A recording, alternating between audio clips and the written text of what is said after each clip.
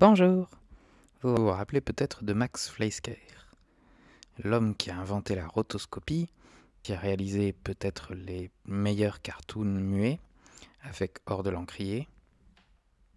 En 1929, Max Fleischmann fonde un nouveau studio, le Fleischmann Studio, après la faillite du premier. Il garde les droits pour son personnage Coco, le clown, et la balle rebondissante qu'il a également inventée. Mais il n'a plus les moyens que de faire des sons cartoons, ces cartoons karaoké chantants. Ceux-ci vont bien marcher, en partie grâce au travail d'un des frères de Max, Lou Fleischmann, qui est directeur de la musique. Max Fleischmann réalise toujours des dessins animés éducatifs tels que Trouver sa voix, dont le personnage principal est interprété par Billy Murray, qui aura une longue carrière avec les Fleischmann. Mais dès 1929, les Fleischmann se lancent dans des dessins animés qui font plus que simplement baragouiner. Ils parlent réellement. Ce sera les Tall Cartoons. Max et Lou Fleischmann font breveter leur propre système de synchronisation du son avec l'image qui permet un rendu de qualité. What do you know about this?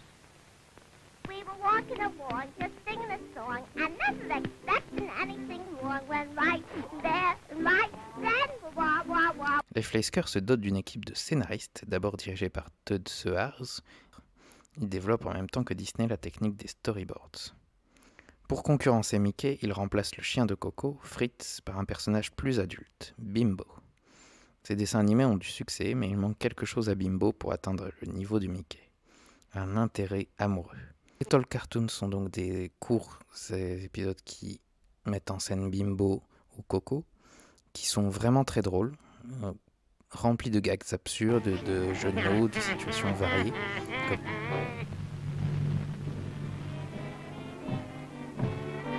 Comme quand Bimbo va sur Mars et que tout est inversé. Alors Bimbo peut se montrer cruel et intéressé ou égoïste, et c'est plutôt Coco le gentil. D'ailleurs, c'est pas toujours Bimbo qui gagne, comme face à ce taureau. C'est dès le 6e épisode, Dizzy Dishes, 1930, qu'apparaît un personnage aux jambes sexy et aux yeux doux, qui plaît beaucoup aux distributeurs, la Paramount. Petit à petit, Max et ses animateurs vont affiner l'apparence de ce personnage, créé par Grim Nadvik, pour la rendre plus humaine. Elle acquiert son apparence définitive dans son 9e film, Minding the Barbie, et surtout son nom, Betty Boop. Les Fleischmann n'ont pas abandonné la technique de rotoscopie qu'ils ont inventée et dessinent par-dessus les images de Mae Questel, qui danse et qui fera aussi la voix de Betty Boop.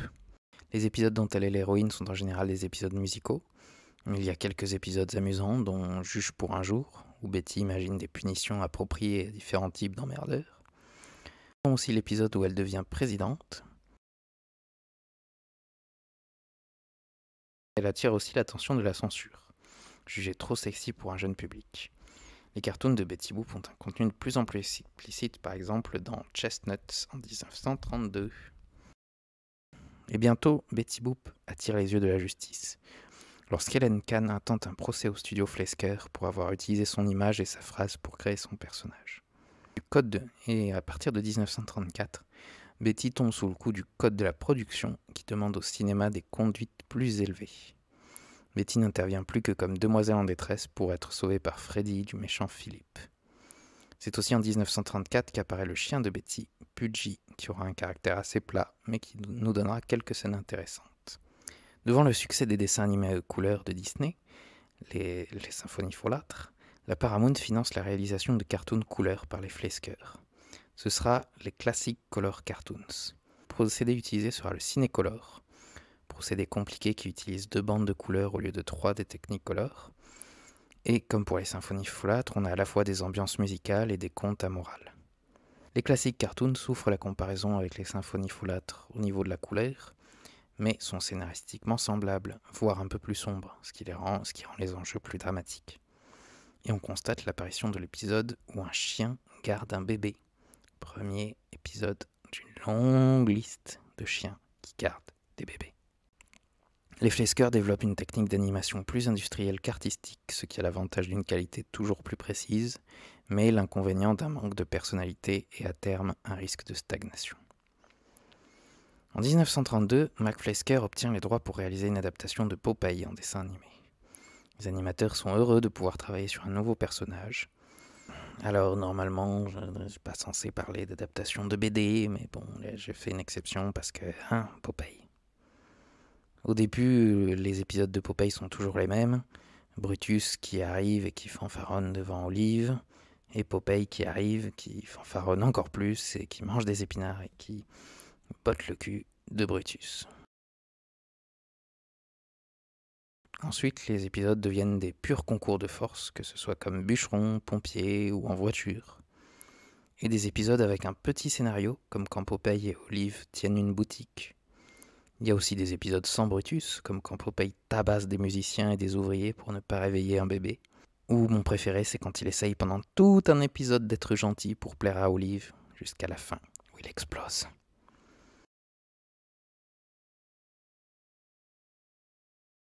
Il y a aussi 2 épisodes constitués de flashbacks, où Popeye vante le pouvoir des épinards auprès de vrais enfants.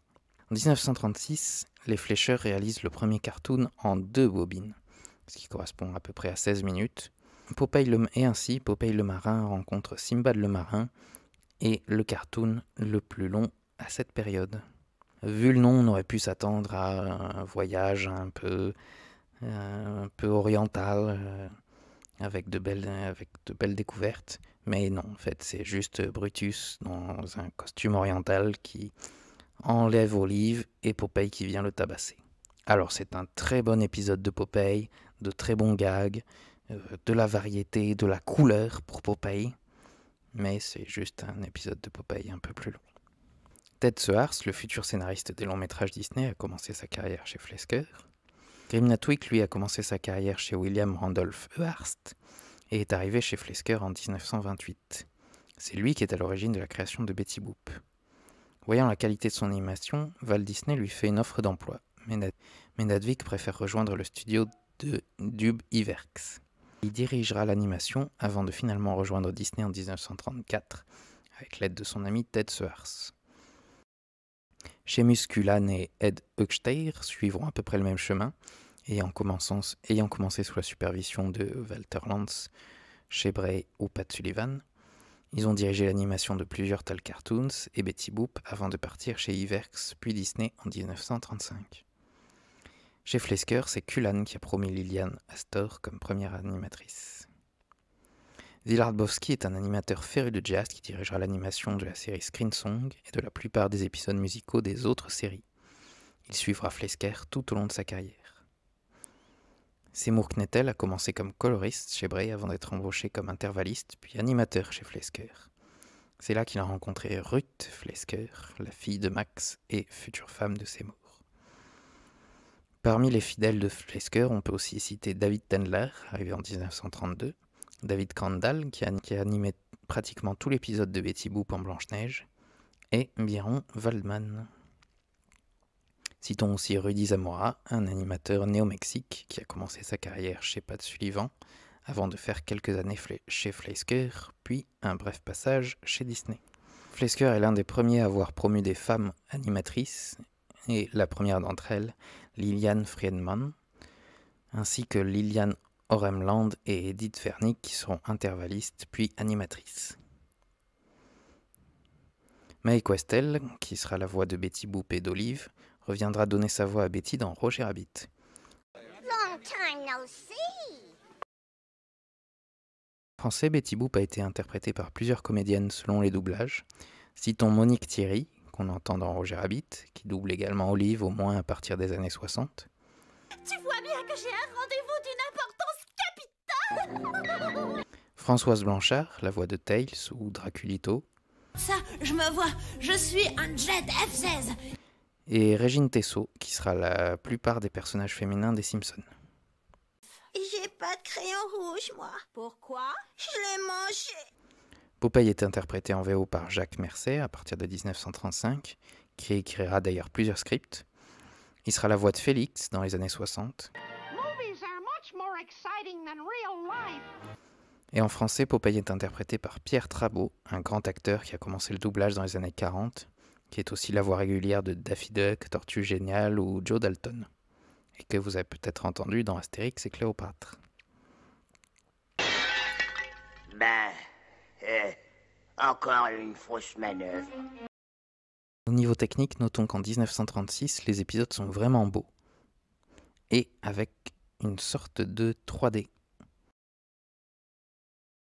Si dans mon cœur, Fleischer n'est que deuxième derrière Disney sur cette période, c'est parce que son mieux, qui est très bon, n'est pas au niveau du mieux de Disney. Pourtant, à ce stade, on ne voit pas bien ce qui empêche Fleischer d'être l'égal de Disney. Il a l'originalité, l'amour des nouvelles techniques, le talent. Peut-être que le problème vient d'une équipe d'animation et d'écriture trop petite, en partie dû au fait que le studio est basé sur la côte Est et non pas vers Hollywood comme Disney. Mais en 1936, quand la RKO se met à distribuer des dessins animés Disney, elle n'a plus besoin des cartoons d'un de ses concurrents, et met fin à son partenariat avec Van Buren qui ferme ses portes. Une grande partie des animateurs de Van Buren trouvent un nouveau travail chez Fleischer, mais ces animateurs étaient pour la plupart syndiqués, ce qui amène les premiers problèmes pour Max Fleischer. I'm Popeye the Sailor Man.